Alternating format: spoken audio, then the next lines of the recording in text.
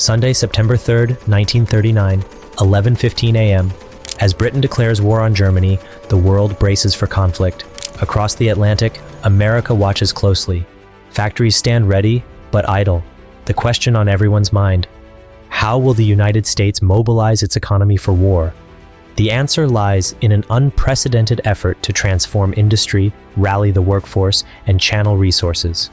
As the war escalates, America's economic policies will determine its ability to support the Allies and eventually lead the charge to victory.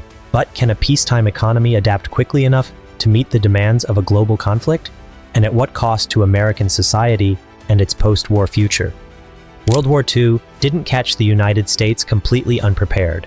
Throughout the 1930s, as tensions rose in Europe and Asia, American leaders began to consider how the nation's vast industrial capacity could be harnessed for defense. By 1939, the seeds of economic mobilization had been planted. Programs like the New Deal had already expanded government intervention in the economy. As war became inevitable, these frameworks provided a foundation for rapid transformation. The trigger came with the fall of France in June 1940. Suddenly, the threat of Axis domination became real, and the US government knew it had to act swiftly. Factories that once produced consumer goods began the shift to making weapons, vehicles, and supplies for the war effort. The transformation was astonishing.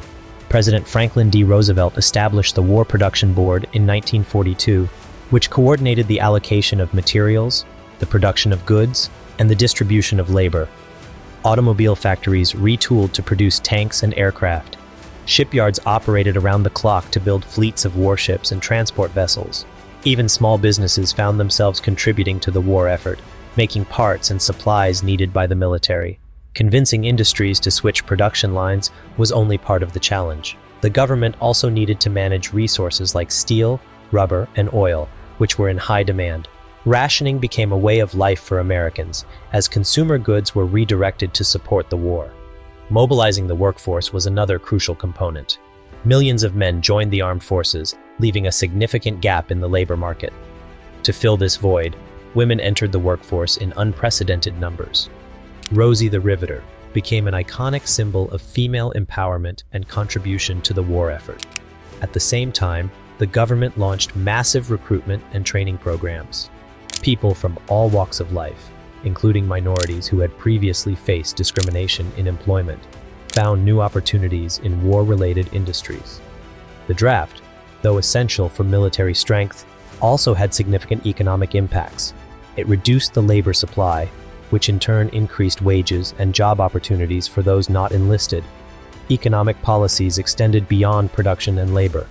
The government implemented price controls and wage regulations to prevent inflation and ensure fairness. War bonds were sold to finance the enormous costs, rallying patriotic sentiment and public investment. Tax policies were also adjusted. The Revenue Act of 1942 introduced a broader income tax base and higher rates, significantly increasing federal revenue. This was a departure from previous practices and highlighted the role of fiscal policy in wartime.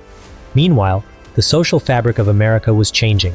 The migration of people to urban centers and industrial hubs transformed cities and towns. This urbanization brought new challenges and opportunities, reshaping the demographic landscape.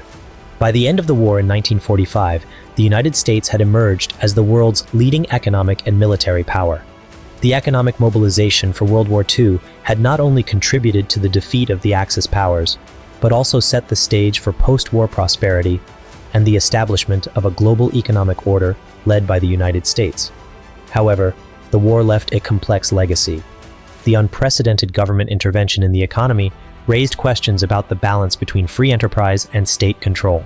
The social changes, particularly the role of women and minorities in the workforce, laid the groundwork for future civil rights movements.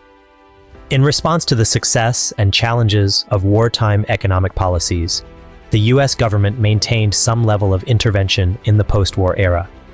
Programs like the GI Bill helped integrate returning soldiers into the economy, while infrastructure projects spurred further growth. The economic mobilization during World War II stands as a testament to America's ability to adapt and innovate in the face of global challenges. If you like this video, then you might want to watch how JP Morgan saved the US from bankruptcy. Click the video on your screen.